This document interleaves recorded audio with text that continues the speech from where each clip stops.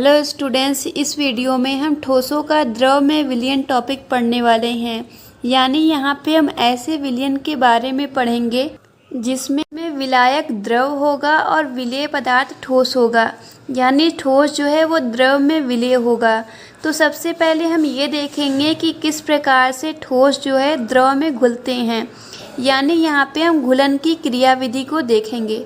घुलन की क्रियाविधि में हम देख सकते हैं कि जो हमारा विलेय पदार्थ है यानी जो ठोस पदार्थ है वो दो प्रकार का हो सकता है, ध्रुवीय पदार्थ और अध्रुवीय पदार्थ।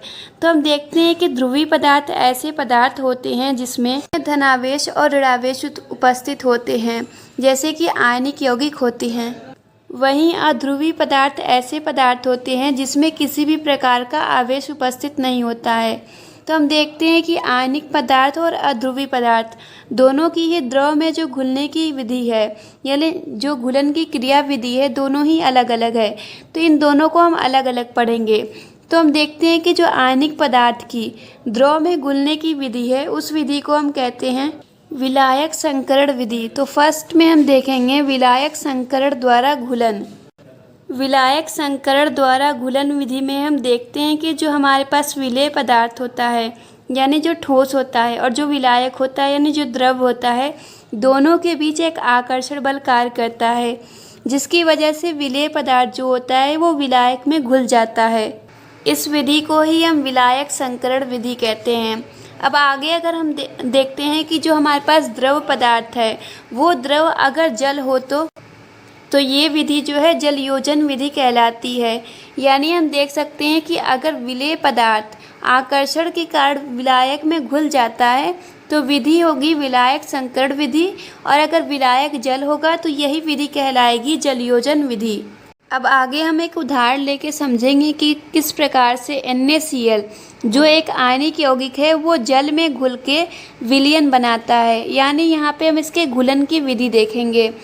तो इसके लिए हमने NaCl का क्रिस्टल लिया हुआ है जिसमें हम देख रहे हैं कि धनायन और ऋणायन यहाँ पे उपस्थित है। तो जो धनायन है वो यहाँ पे Na+ आयन को दिखा रहा है और जो ऋणायन है यहाँ पे ये Cl- आयन को दिखा रहा है। तो ये हमारा NaCl का क्रिस्टल है। तो अब अगर इसे हम जल में डालते हैं जो कि एक ध्रुवीय यौगिक है, तो हम जानते हैं कि जल का अणुसूत्र होता है H2O, जिसमें ऑक्सीजन जो है 2 हाइड्रोजन से जुड़ा रहता है। तो हम देखते हैं कि यहाँ पे हाइड्रोजन और ऑक्सीजन में ऑक्सीजन जो है वो ज़्यादा ऋण विद्युतीय है। तो ये हम देखेंगे कि जो बंध के इलेक्ट्रॉन है उसको अपनी तरफ आकर्षित करेगा, जिससे ऑक्सीजन पे आंशिक ऋणावेश हो जाएगा और हाइड्रोजन पर आंशिक धनावेश हो जाएगा। इस बॉन्ड में भी यही होगा, बंध का इलेक्ट्रॉन ऑक्सीजन की तरफ जाएगा जिससे इस पे आवेश आएगा ऋणावेश और इस पे धनावेश आएगा। तो चूँकि इलेक्ट्रॉन पूरी तरह से नहीं जा रहा है इसलिए यहाँ पे थोड़ा सा ही ऋणावेश उत्पन्न होगा जिसको हम आंशिक ऋणावेश कह रहे हैं, और इसको डेल्टा- से दिखाएंगे। और इस पर थोड़ा सा ही धनावेश हुआ है जिसको हम डेल्टा+ से दिखाएंगे और जिसको हम बोलेंगे आंशिक धनावेश। तो हम देख रहे हैं कि जल के अणु में एक साइड जो है ऋणावेश उत्पन्न हो जाएगा और एक साइड जो है धनावेश उत्पन्न हो जाएगा। तो यहाँ पे हम जल के अणु को कुछ इस तरह से प्रदर्शित करेंगे जिसमें हम दिखाएंगे कि जो एक सिरा है उसका एक सिरा जो है यहाँ पे ये धनावेशित है और दूसरा सिरा जो है यहाँ पे ऋणावेशित है। तो अब अगर हम इस NaCl के क्रिस्टल को जल में डालते हैं तो हम देखेंगे कि जो विपरीत आवेश होंगे एक दूसरे को आकर्षित करेंगे। इस तरह हम देख सकते हैं कि जो क्रिस्टल में ऋणायन होगा वो जल के धनात्मक सिरों द्वारा घिर जाएगा और जो धनायन होगा वो जल के ऋणात्मक सिरों द्वारा घिर जाएगा। तो हम देखते हैं कि जो जल के अणु होंगे इसका धन सिरा इस ऋणावेश को अपनी तरफ आकर्षित करेगा और यहाँ से इस आयन को लेकर बाहर निकल जाएगा। वैसे ही यहाँ पे जो जल के अणु हैं इसका जो ऋणात्मक सिरा है वो धनावेश को आकर्षित करेगा और इस धनायन को लेकर बाहर निकल जाएगा। जब ये आयन क्रिस्टल से बाहर निकलते हैं तो हम देख सकते हैं कि जो एक यहाँ पे ऋणायन है यानी जो Cl- आयन है ये जल के 6 अणुओं द्वारा घिरा होता है। इसी प्रकार से जो एक धनायन है यानी जो एक Na+ आयन है वो भी जल के 6 अणुओं द्वारा घेर लिया जाता है। अब इसके बाद हम देखते हैं कि इसके निकल जाने के बाद जल के जो अणु हैं वो अगले वाले आयन को आके घेर लेंगे और इसी प्रकार से उस आयन को भी क्रिस्टल से अलग कर लेंगे। तो इस तरह से सारे जो आयन होंगे वो जल में चले जाएंगे और जल में जाकर विलय हो जाएंगे। तो इसी प्रकार से आयनिक यौगिक जो होते हैं वो द्रव में विलय होते हैं और ये विधि कहलाती है विलायक संकरण विधि। और चूँकि यहाँ पे हम द्रव की जगह पे जल का उपयोग कर रहे हैं, इसलिए इस विधि को हम जलयोजन विधि भी कह सकते हैं। सेकेंड विधि है हाइड्रोजन बंध द्वारा घुलन।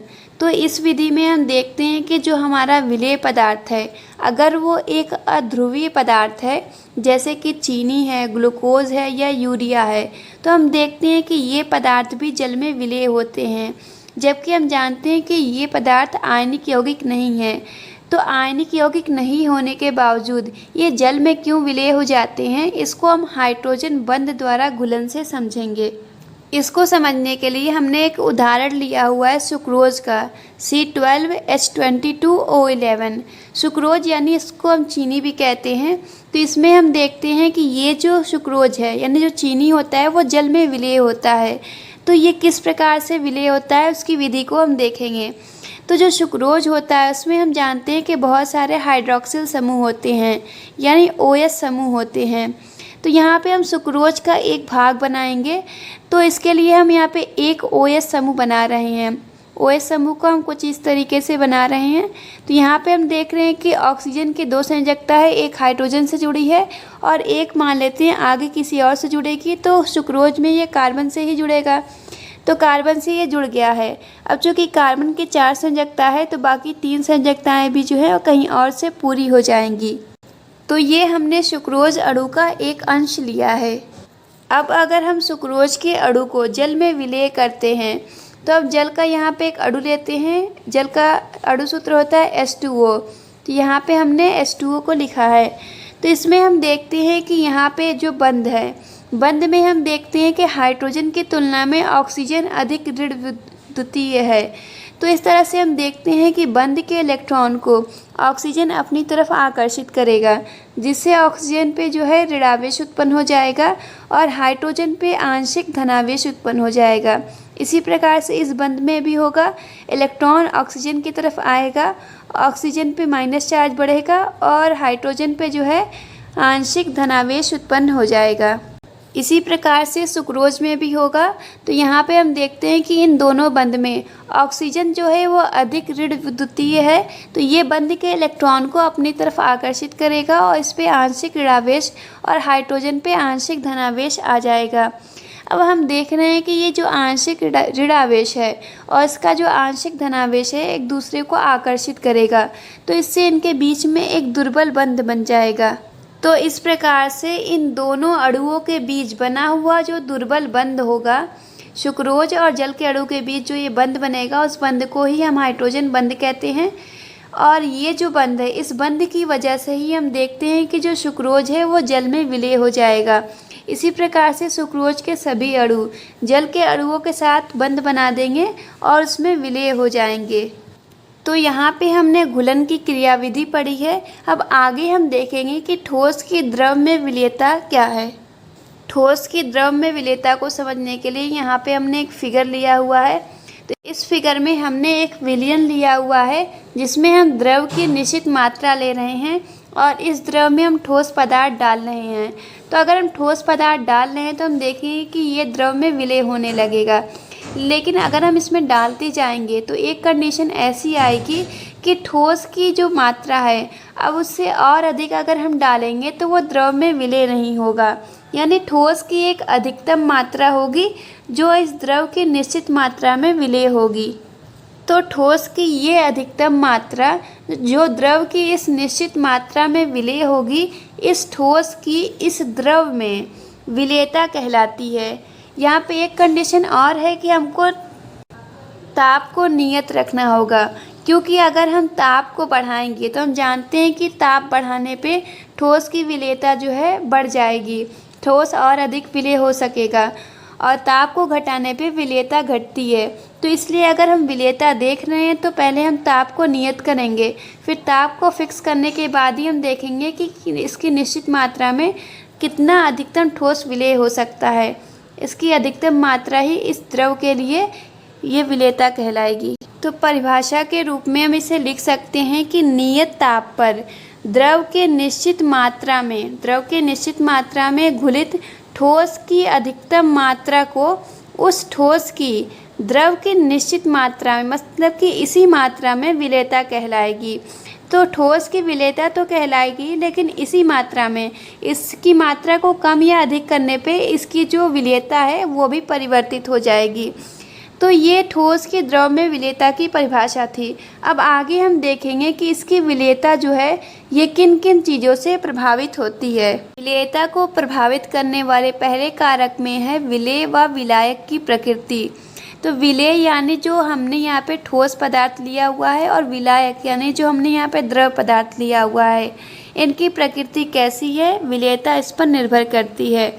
तो अगर हमने यहाँ पे जो विलेय पदार्थ है वो ध्रुवीय पदार्थ लिया हुआ है, तो हम देखते हैं कि ये जो विलेय पदार्थ होंगे, जो ठोस होंगे, अगर ध्रुवीय हैं तो ये ध्रुवीय विलायक में ही विलेय होंगे, और अगर ये विलेय पदार्थ अध्रुवीय हैं तो ये अध्रुवीय विलायकों में ही विलेय होंगे। यानी कि अगर हमारा ठोस पदार्थ ध्रुवीय है तो द्रव भी ध्रुवीय होना चाहिए, और अगर ठोस अध्रुवीय पदार्थ है तो यहाँ पे द्रव जो है यानी जो विलायक है वो भी अध्रुवीय पदार्थ होना चाहिए, तो यहाँ पे ये विलेय होंगे। आगे सेकंड पॉइंट है ताप का प्रभाव। तो इसमें हम देखते हैं कि अगर हम ठोस में द्रव को डालकर विलयन बना रहे हैं तो उस कंडीशन में हम देखते हैं कि ये अभिक्रिया या तो ऊष्माशोषी हो सकती है या फिर ऊष्माक्षेपी हो सकती है।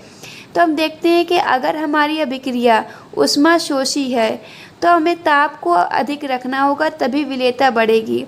ऐसा इसलिए क्योंकि अगर ऊष्माशोषी है मतलब ऊष्मा को अवशोषित करके विलयन बना रही है, तो अगर ये ऊष्मा को अवशोषित कर रही है तो यानी इसको ताप की आवश्यकता है विलयन बनाने के लिए। तो अगर हम ताप अधिक देंगे तो ये आसानी से विलयन बनाएगी, यानी इसकी विलेयता बढ़ेगी। लेकिन अगर अभिक्रिया ऊष्माक्षेपी है तो ये यहाँ पे पहले से ही ऊष्मा उत्सर्जित कर रही है, यानी विलयन के साथ हमें ताप मिल रहा है, तो हमें ताप की आवश्यकता नहीं है, ताप पहले ही बढ़ रहा है और हमें ताप को कम रखना है। इसलिए यहाँ पे अगर हम ताप में कमी करेंगे तो आसानी से विलयन बनेगा, यानी विलेयता बढ़ेगी। तीसरा कारक हम देखते हैं दाब का प्रभाव, यानी दाब किस प्रकार से विलेयता को प्रभावित करता है। तो हम जानते हैं कि ठोस और द्रव दोनों ही असंपीड्य पदार्थ हैं, मतलब दोनों पे ही हम दाब लगाएंगे तो कोई प्रभाव नहीं पड़ता है। तो अगर दाब से ठोस और द्रव दोनों ही अप्रभावित रहते हैं, इसलिए दाब में हम वृद्धि करें या फिर कमी करें, दोनों ही कंडीशन में विलेयता जो होगी अप्रभावित रहेगी।